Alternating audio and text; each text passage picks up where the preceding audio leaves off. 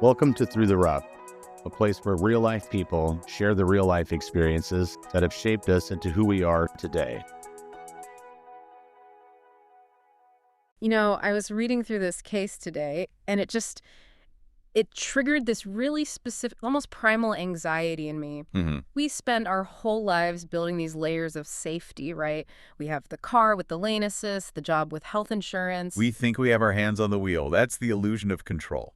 Exactly. The safe group of friends we trust with our lives. We just walk around with this assumption that we're the pilots of our own experience. And that the plane is in perfect working order. Right. But what happens when the hands literally stop working? Yeah. We are looking at a story today that is, well, it's equal parts medical thriller and a philosophical crash course.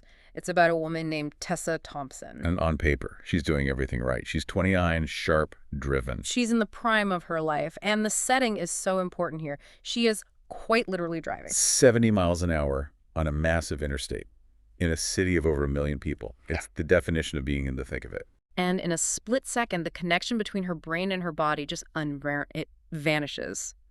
No warning lights, no pain, just silence, where the signal used to be. And she has to figure out how to pilot a 2-ton vehicle without the use of her limbs.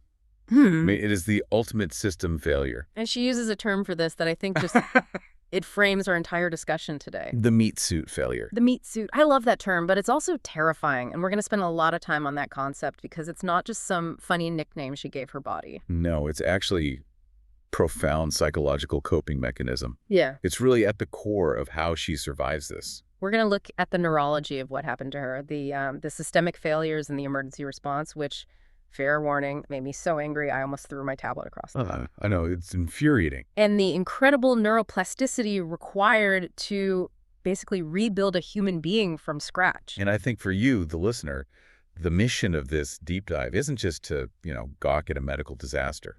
It's to ask a hard question. How present are you? Because Tessa's story is about what happens when the autopilot breaks and you are forced to inhabit your life and your body in a way you never, ever expected. So let's unpack this. Let's go back to the beginning, before the highway, before the paralysis. We really need to understand who Tessa was before all this, because it makes what she lost so much more significant. She wasn't just smart. I mean, she was a mathlete. A mathlete. Her nickname was T squared. Right, which implies a very specific type of cognitive identity. She's analytical, she's a problem solver, she's a competitive speaker. Her entire sense of self-worth is tied to the fact that her brain is, a high-performance engine. She's the person you want on your trivia team, 100%. She's got a good job. She's got a long-term boyfriend named Benny. Who sounds like an absolute legend, by the way. We will definitely get to him. Oh, yeah. So, the night in question, it's a work event. And I think the context here is so crucial because this wasn't some wild night out. No, and that's a key variable. This wasn't a rave. This wasn't a shady underground club at 3 in the morning. It was bowling. It was bowling with colleagues, with her boss, with families and kids running around. It's wholesome. It's the definition of a safe space. You let your guard down because you're with your tribe, Exactly. So after bowling, the group decides to hit a bar nearby.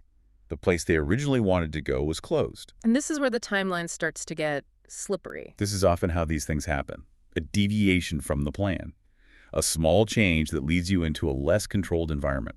They get to this bar, and it is packed. I mean, wall-to-wall people.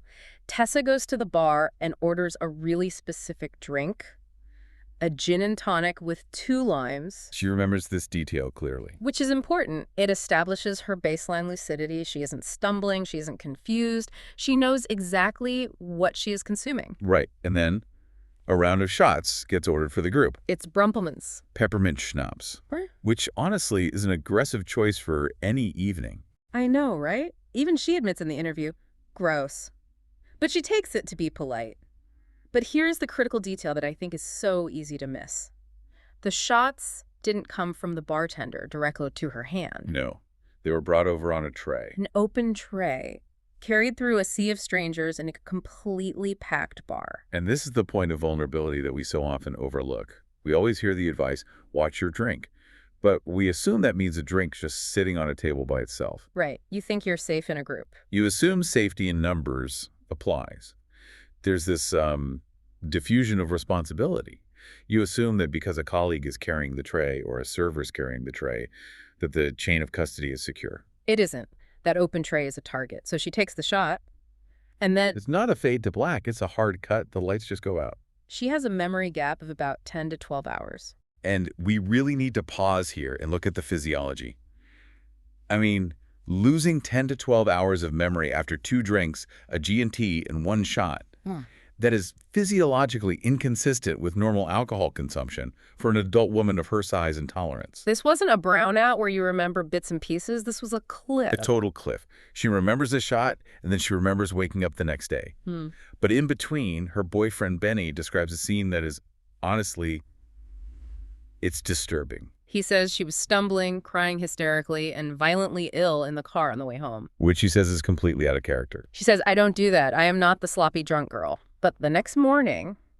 Oh, man. She wakes up face down on the couch. And she isn't just hungover. She is violently, violently ill. We aren't talking a headache and some nausea. We are talking about vomiting so continuously that she is filling Tupperware containers. Constantly. She couldn't keep down water, couldn't keep down ice chips. This is her body engaging a massive purge response. It's trying to expel a toxin. But here is the fascinating and frankly just sad psychological part of it. Her immediate reaction was shame. That broke my heart reading that. Me too. She wakes up. Benny tells her she was a mess the night before, and her first thought isn't, "I was poisoned." It's, "I fucked up." It's the internalization of fault. And it's so common, particularly in women. I must have lost control. I must have drunk more than I thought. I embarrassed myself in front of my boss. She immediately gaslit herself. She constructed a narrative where she was the villain of her own story. And that shame drove her to make a really, really dangerous decision. She felt so guilty, like she was just dealing with a self-inflicted hangover, that she felt this obligation to go to work. She was trying to outrun the shame with productivity. If I can just be normal, then last night wasn't real. She didn't want to be the person who called in sick because she partied too hard. So Benny drives her to her car, which is 45 minutes away. She's throwing up the whole way. The whole way. She gets in her car, which is a Kia, by the way, and she gets on the interstate. She's driving to work to redeem herself. And this is where the biological time bomb that was planted the night before finally goes off. She's driving 70 miles an hour, middle lane. Traffic is heavy. She starts feeling cramps in her feet. And she just thinks, okay, foot cramp, whatever. But then she realizes she can't lift her foot off the accelerator. Now stop and just imagine that sensation for a second. The command is sent from the brain, lift leg, and the leg is just dead weight. It's silence. And then she looks at her hands. She's gripping the steering wheel, but her fingers are starting to curl inward. She called them nubs. Her hands were turning into these useless little claws while she was piloting a missile. This is the moment of transition. She realizes her left side is checking out. Now, most people, I think, would panic here. The amygdala would hijack the brain. You'd scream, you'd jerk the wheel, you would crash. But Tessa does something remarkable. She engages what she calls a triage mindset. She credits her mom for this, right? Her mom was an EMT and a safety director. Yeah. She'd been raised with stories of emergency management. So instead of panicking, she compartmentalizes. Okay, problem 1. Feet don't work. Feet don't work, so what's the solution? She puts the car in cruise control. Which sounds insane. You're losing control, so you lock the speed at 70. That feels like the opposite of what you should do. It's brilliant in a terrifying way. Think about the probability calculation she just ran in a split second. She knew she couldn't modulate the pedal. If she dragged her dead leg off the gas, the car would decelerate rapidly in the middle lane.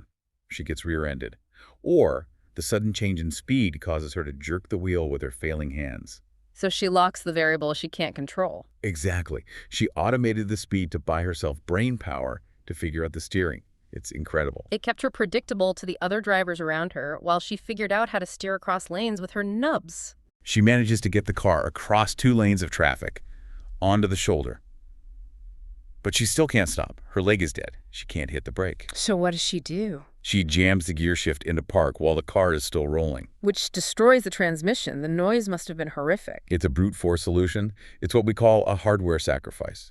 She sacrificed the car to save the occupant. A perfect calculation. So she's on the side of the road. The car has lurched to a halt. She's alive, but she can't move, and she realizes she can't speak. She tries to call 911.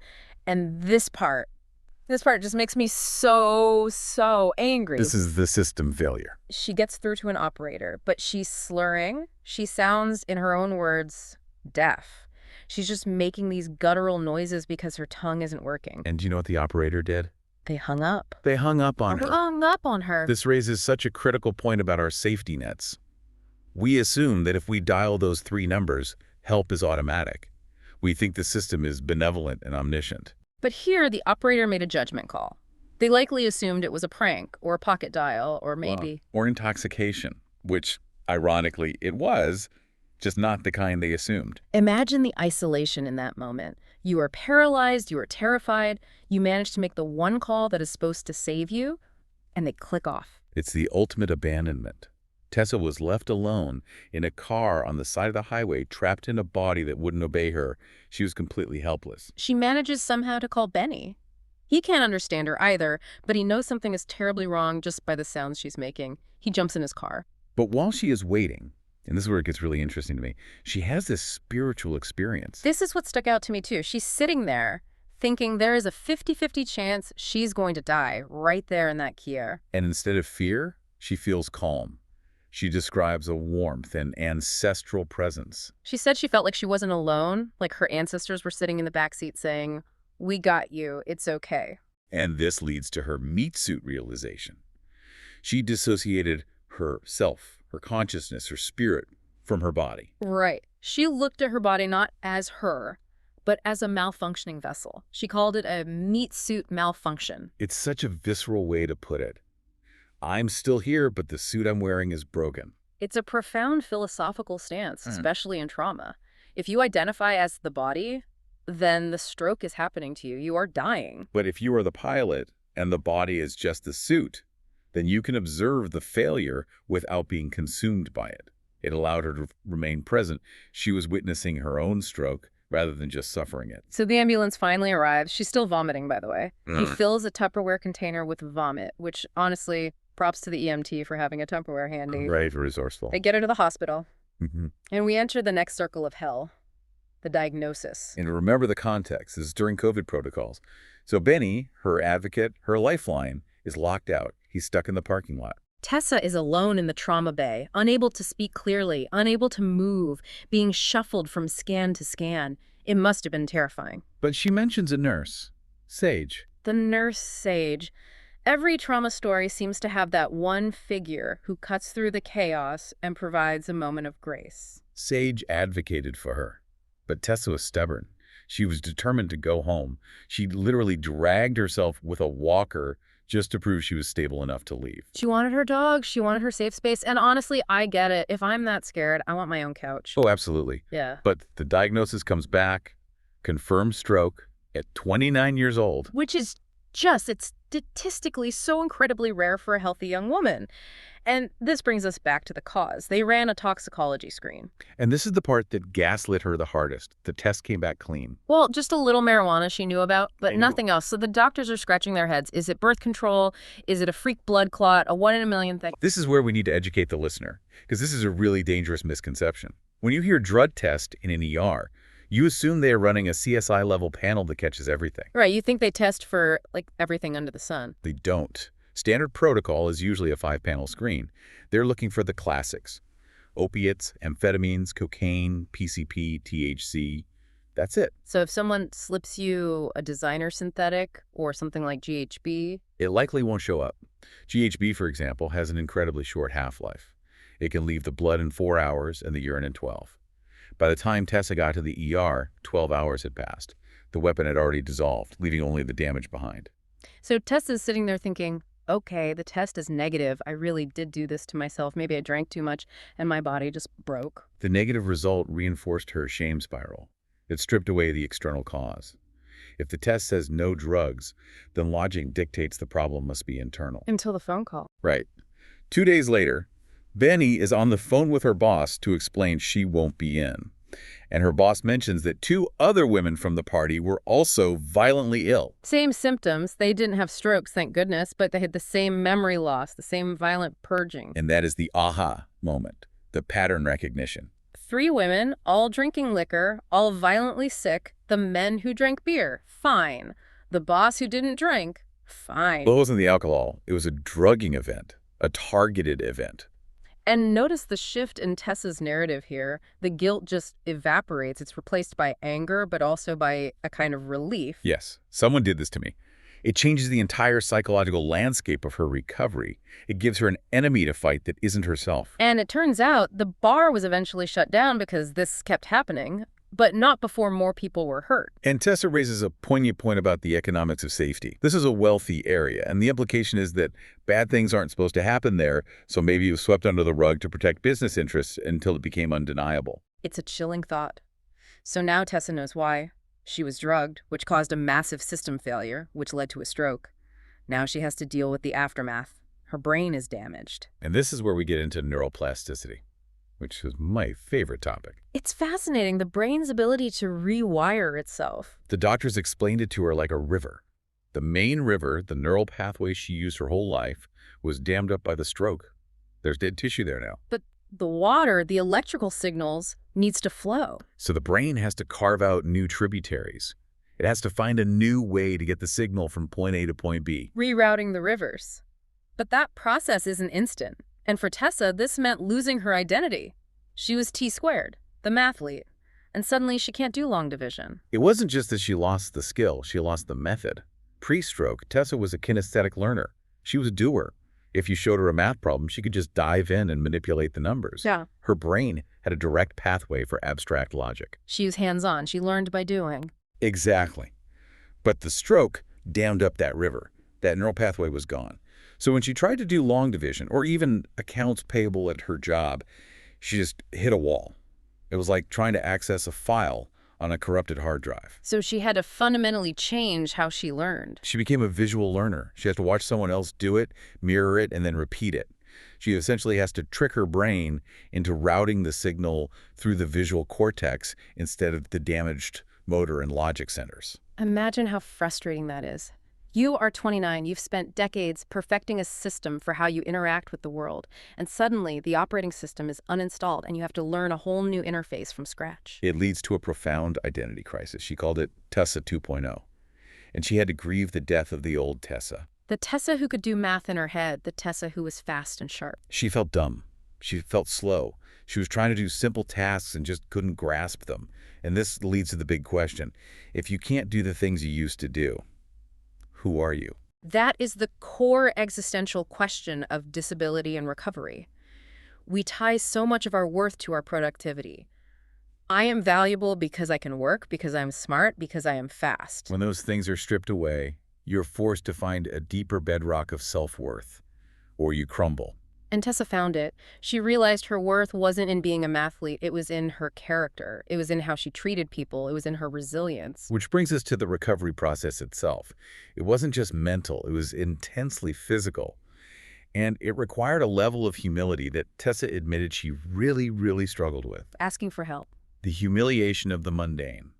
Needing help to shower. There's this scene she describes where Benny is washing her hair. She has long hair, and he's trying to rinse it and condition it, and it's taking forever. And she's just standing there naked, helpless, having the person she loves take care of her like an infant. She called it a trauma bond, but she meant it in a restorative way, a positive way. Yes.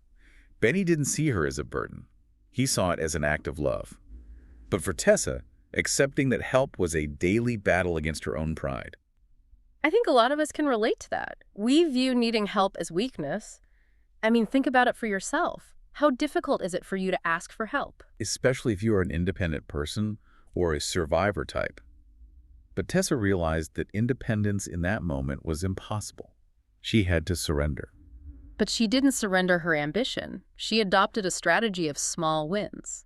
This is a classic cognitive behavioral strategy. It's so effective. If you look at the mountain full recovery, it's too high. You'll just give up. So you look at your feet. You look at the very next step. Stop thinking 10 years ahead and started thinking 10 minutes ahead. Exactly. What can I accomplish in the next 10 minutes? And the wins were things like painting her nails. She said it took her 2 hours. She had to use remover on the cuticles because her hands were shaking, but she finished it. And that dopamine hit, I started a task and I finished it, is crucial for rebuilding the neural pathways of confidence. It tells the brain, we are still capable of agency. we can still do things. She'd park far away at the store or use the stairs just to force the physical challenge. Building those pathways back, one step at a time. And then there's the grocery store story. I have to share this because it just captures the absurdity of recovery so perfectly. Oh, this is a great one. She's using one of those electric scooters because she can't walk the aisles, and the battery dies. Dead center of the store. In the middle of the frozen food aisle.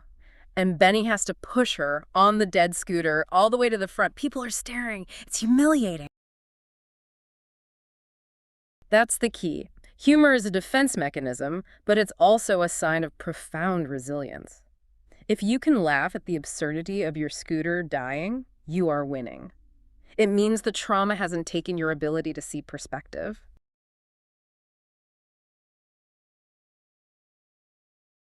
She had suicidal ideation. She was afraid her speech would never come back. She was messaging suicide hotlines because she felt like such a burden to everyone.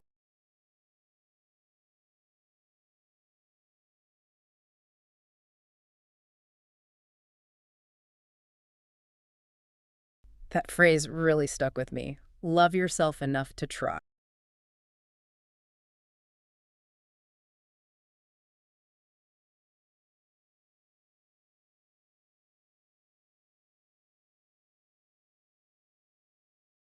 She even had a hack for it, for the days she couldn't do it for herself. Which is brilliant dissociation. It's a way of saying, I am too tired to fight for me today, but I will fight for my mom's child. It externalizes the motivation just enough to keep going. So 2 years later, where is she? She's speaking, obviously, since she did this whole interview. She's driving again, she's working. But she's different.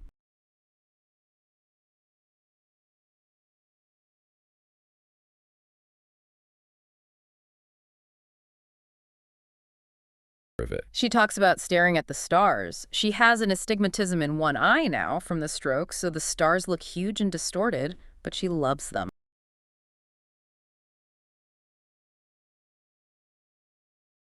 It's a shift from enduring life to savoring it. She realizes just how fragile, but also how wildly resilient life is. No, it's more like she just refuses to give them any more energy.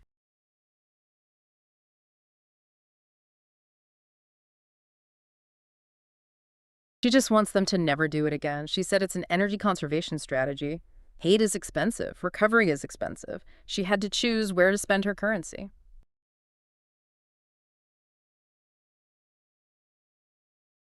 It means we need to check our autopilot.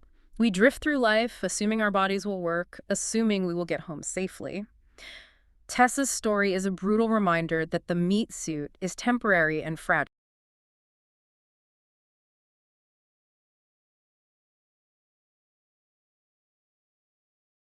Precisely. It's about the willingness to ask for help, to accept the new version of yourself, and to find the humor in the dead scooter. Yourself. And she was right. You are more capable than you dream. Survival mode is uncomfortable, but the human spirit is built for it. I want to leave you with a thought. Tessa talks about us being spirits attached to meat suits. So if your meat suit malfunctioned today, right now, and stripped away your job, your skills, your ability to drive or do math, who would you be underneath it? That is the question. Thanks for diving in with us. We'll see you on the next one. Thank you for listening. Don't forget to stop by throughtherough.net to check out our latest episodes, merchandise, and hit that donation tab to keep content coming. See you again next week.